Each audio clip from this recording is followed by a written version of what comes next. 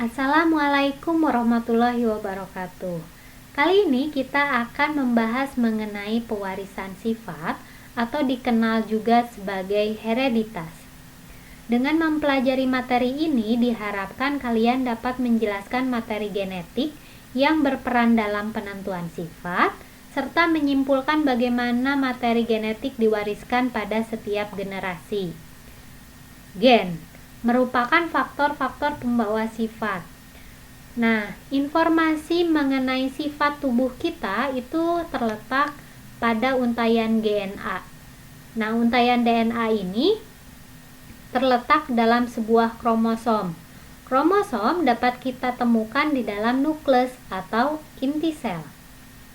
Pada dasarnya, fungsi gen adalah mengatur perkembangan dan metabolisme individu, juga menyampaikan informasi genetika kepada generasi berikutnya. Gen ada yang bersifat dominan. Gen dominan merupakan karakter yang mampu mengalahkan atau menutupi karakter yang lain, diberi simbol huruf kapital. Misalkan rambut lurus. Nah, simbol ini diambil dari huruf pertama kata yang mewakili sifat tubuh. Di sini rambut lurus huruf pertamanya adalah R. Maka untuk sifat dominan untuk rambut lurus dilambangkan atau disimbolkan sebagai R kapital atau R besar. Sementara sifat resesif merupakan karakteristik yang kalah dari gen lain. Biasanya diberi simbol huruf kecil. Contohnya untuk rambut keriting yang bersifat resesif itu lambangnya adalah R kecil. Misalkan di sini adalah gambar saya. Iris mata saya lebih mirip dari iris ibu saya. Dan iris mata saya tidak mirip dengan ayah saya. Kebetulan bentuk hidung saya itu berada di antara sifat ayah dan ibu. Sementara warna iris mata ayah saya diwarisi dari kakek dan nenek yang merupakan orang tua dari ayah saya. Sementara warna iris mata ibu saya diwarisi dari kakek dan nenek yang merupakan orang tua dari ibu saya.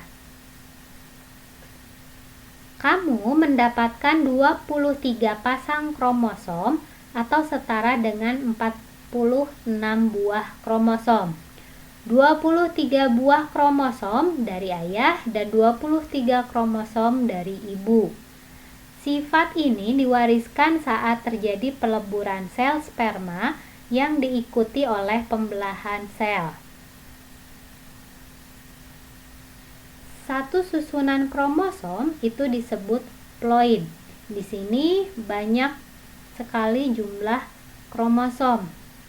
Satu kromosom dari ayah, satu kromosom lagi dari ibu. Jadi sepasang kromosom ini diwarisi dari ayah dan ibu. Satu susunan kromosom, satu buahnya itu disebut ploid. Sementara kalau misalkan kromosomnya sendirian, itu disebutnya haploid. Ketika kromosomnya berpasangan, itu disebutnya diploid. Ada 22 pasang kromosom pada sel tubuh. Ini dikenal dengan autosom. Jadi dari kromosom pertama hingga kromosom 22 itu terdapat informasi mengenai tubuh kita. Sementara sepasang lagi itu merupakan genosom. Genosom adalah gen yang menentukan jenis kelamin manusia. Kromosom laki-laki dan perempuan berbeda. Kromosom perempuan, genosomnya adalah XX, sementara laki-laki adalah XY.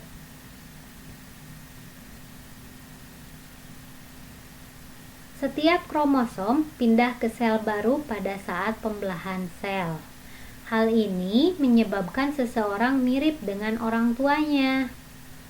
Tetapi, saudara kamu belum tentu memiliki susunan atau urutan yang sama dengan kamu.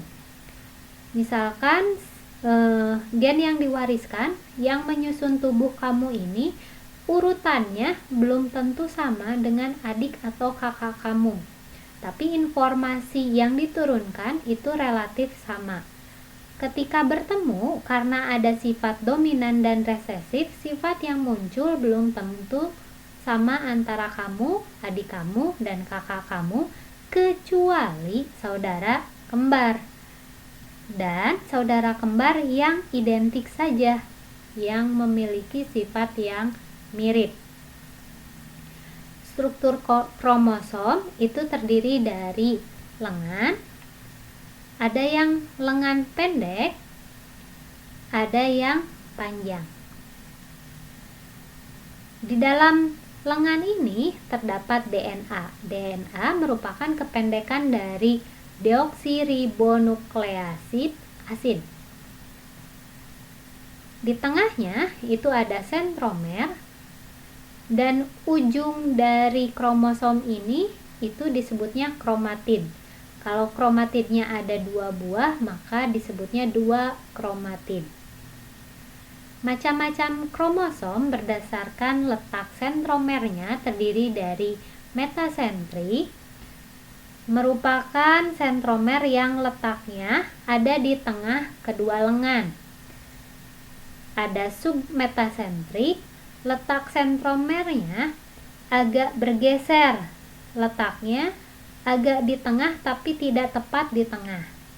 Sementara yang ketiga adalah akrosentrik, sentromernya terletak di dekat ujung lengan. Untuk pembahasan kali ini cukup sekian. Assalamualaikum warahmatullahi wabarakatuh. Have a nice day.